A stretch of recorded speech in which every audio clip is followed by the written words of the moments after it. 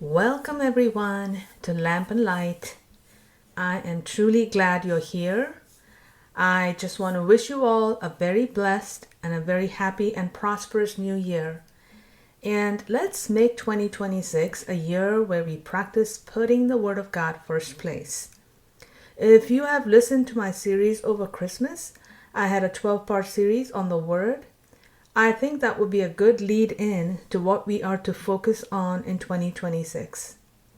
The Bible tells us in Psalm 119, verse 105, "Your word is a lamp to my feet and a light to my path." That verse captures the heart of this channel, slowing down enough to let God's word guide us, illuminate us, and shape our walk with Him day by day. So today we will begin day 1 of a year-long journey through the Bible, but with a specific approach. We'll be reading scripture in chronological order. You might ask, why chronological? The Bible is not arranged strictly in the order events happened. If you've noticed that as you have read your Bibles. Instead, it's organized by type of writing: law, history, poetry, prophecy, gospels, letters, right? To give you a few examples. So a chronological reading plan helps us experience scripture as a continuous story unfolding in real time. For example, we'll be reading Genesis alongside of Job because Job likely lived during the time of the patriarchs. We'll be reading David's Psalms during the moments where they were written, reflecting his victories and failures and repentance and worship.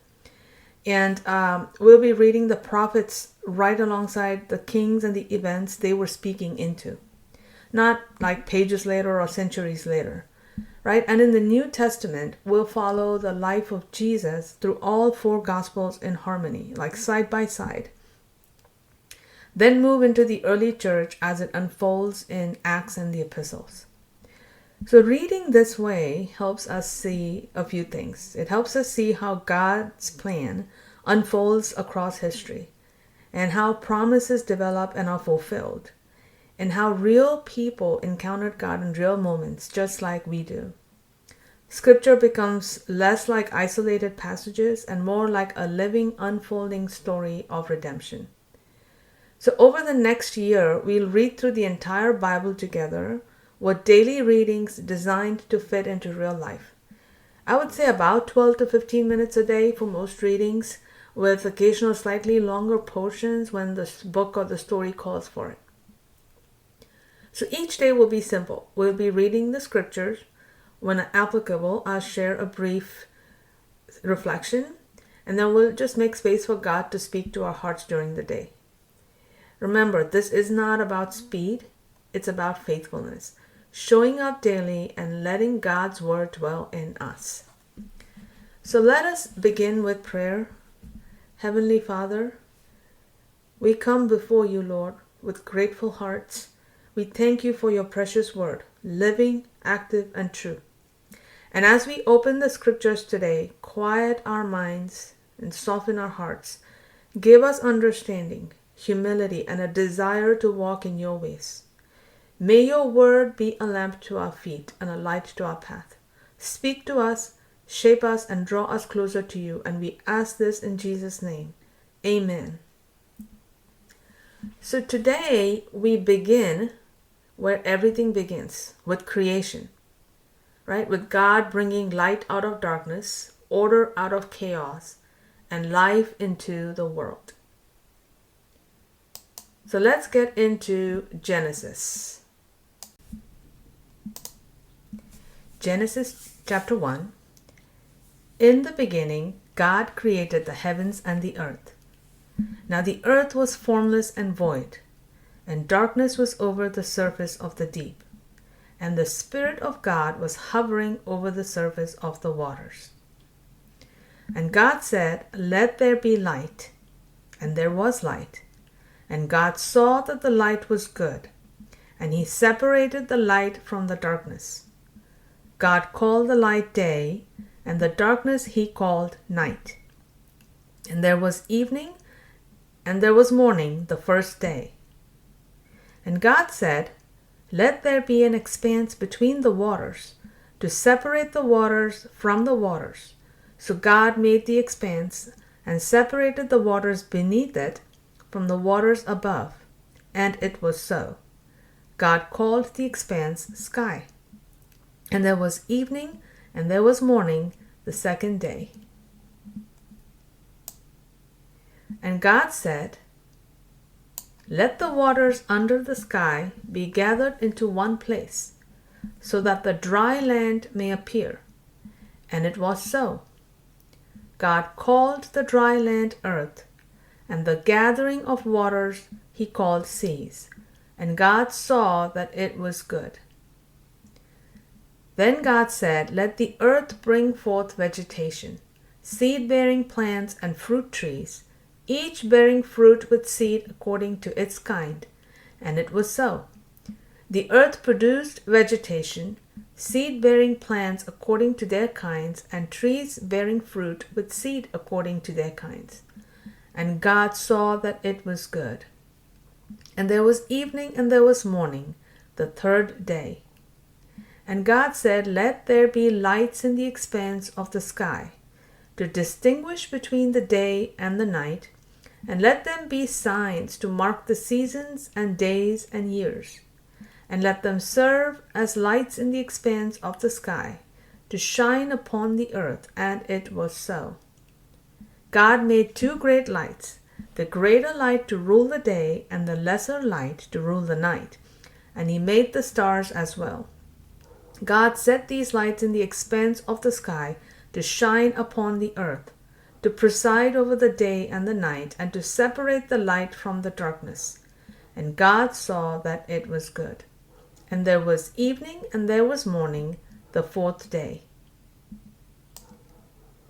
And God said, "Let the waters teem with living creatures, and let birds fly above the earth in the open expanse of the sky." So God created the great sea creatures and every living thing that moves, with which the waters teemed according to their kinds, and every winged bird after its kind. And God saw that it was good. Then God blessed them and said, "Be fruitful and multiply, and fill the waters of the seas, and let birds multiply on the earth." And there was evening, and there was morning the fifth day. And God said, "Let the earth bring forth living creatures according to their kinds, livestock, land crawlers, and beasts of the earth according to their kinds." And it was so. God made the beasts of the earth according to their kinds, the livestock according to their kinds, and everything that crawls upon the earth according to its kind. And God saw that it was good. Then God said, "Let us make man in our image, after our likeness, to rule over the fish of the sea and the birds of the air, over the livestock, and over all the earth itself, and every creature that crawls upon it." So God created man in his own image. In the image of God he created him. Male and female he created them. God blessed them and said to them, "Be fruitful and multiply, and fill the earth and subdue it. Rule over the fish of the sea and the birds of the air, and every creature that crawls upon the earth." Then God said, "Behold, I have given you every seed-bearing plant on the face of all the earth, and every tree whose fruit contains seed. They will be yours for food.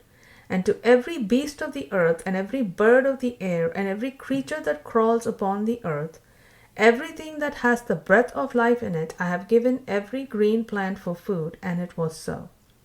And God looked upon all that he had made, and indeed it was very good. And there was evening, and there was morning the sixth day.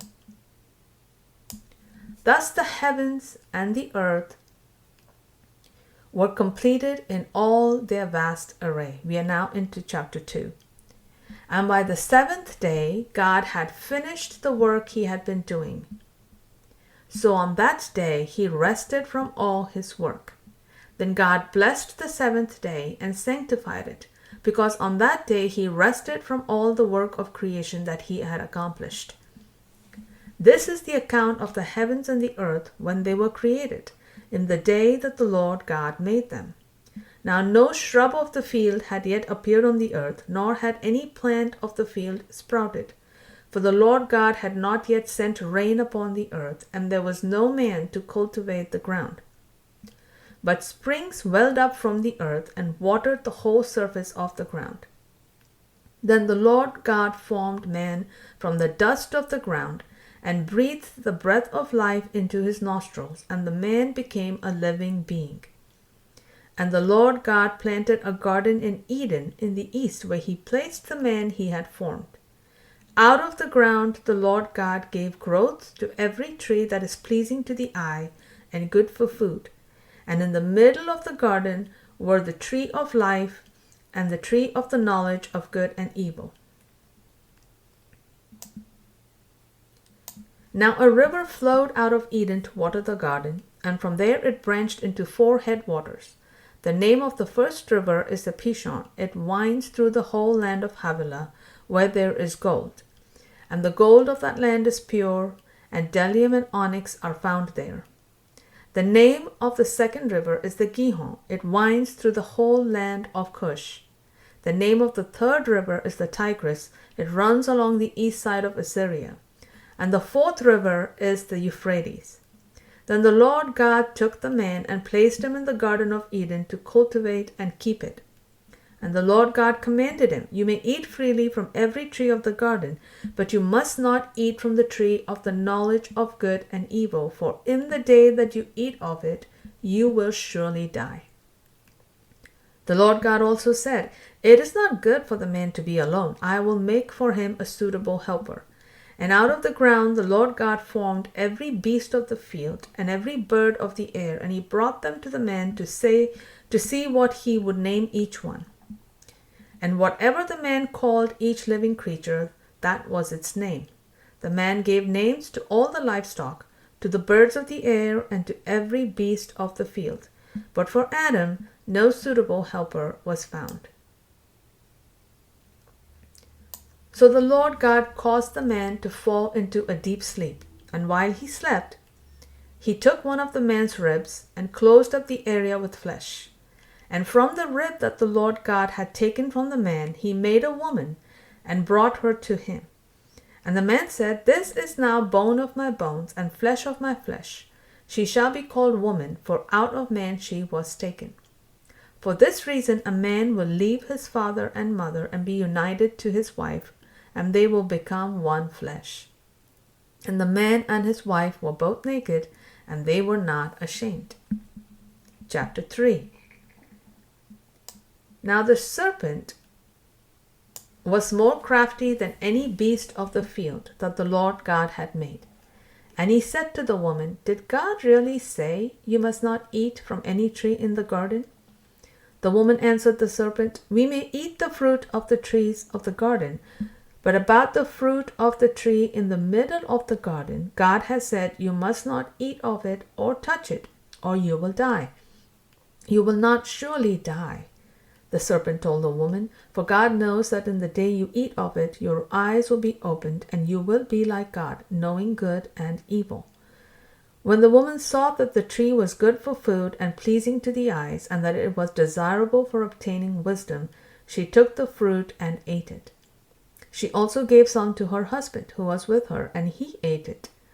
And the eyes of both of them were opened, and they knew that they were naked. So they sewed together fig leaves and made coverings for themselves. Then the man and his wife heard the voice of the Lord God walking in the garden in the breeze of the day, and they hid themselves from the presence of the Lord God among the trees of the garden. But the Lord God called out to the man, "Where are you?" "I heard your voice in the garden," he replied, "and I was afraid because I was naked, so I hid myself." "Who told you that you were naked?" asked the Lord God. "Have you eaten from the tree of which I commanded you not to eat?" And the man answered, "The woman whom you gave me, she gave me fruit from the tree, and I ate it." Then the Lord God said to the woman, "What is this you have done?" "The serpent deceived me," she replied, "and I ate." So the Lord God said to the serpent, "Because you have done this, cursed are you above all livestock and every beast of the field. On your belly will you go, and dust you will eat all the days of your life. And I will put enmity between you and the woman, and between your seed and her seed. He will crush your head, and you will strike his heel." To the woman he said, "I will sharply increase your pain in childbirth. In pain you will bring forth children. Your desire will be for your husband, and he will rule over you." And to Adam he said, "Because you have listened to the voice of your wife, and have eaten from the tree of which I commanded you not to eat, cursed is the ground because of you. Through toil you will eat of it all the days of your life. Both thorns and thistles it will yield for you, and you will eat the plants of the field. By the sweat of your brow you will eat your bread until you return to the ground, because out of it were you taken. For dust you are, and to dust you shall return."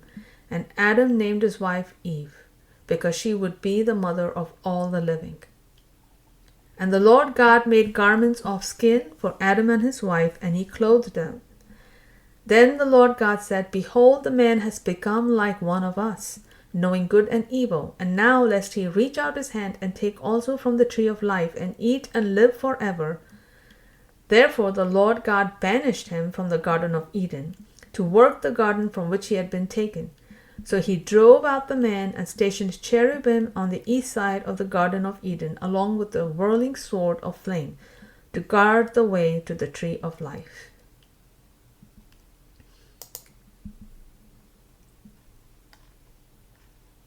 So in these chapters that we just read, right, I just want to reflect on them briefly.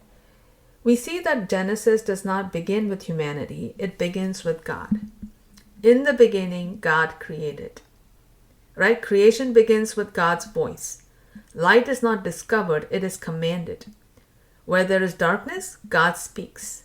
Where God speaks, life begins.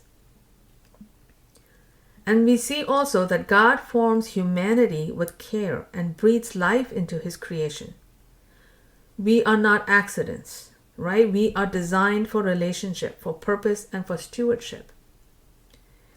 But unfortunately, we also see that there was sin. And sin fractures that trust. But before sin, before brokenness, right? Before all of creation, God already had a plan for the redemption of creation, for the redemption of mankind. So creation is more than a starting point. It is the foundation of redemption. So even though sin fractures trust, God still seeks his people. Even in judgment, he moves towards restoration. And we see that grace is already present at the fall. So from the very first chapter, we see a God who brings beauty out of disorder and life out of nothing. And that same pattern will repeat throughout Scripture, in Israel's story, in Christ's coming, and in our own lives. So remember this, folks. God does not abandon what is broken. He speaks into it. If today feels dark, unfinished, or chaotic, remember this. The God who said, "Let there be light," is still at work. And redemption always begins with God moving first. And with that, I'll leave you for today. Just reflect and meditate on what we've covered today. And we'll see you again tomorrow for day 2. God bless you all.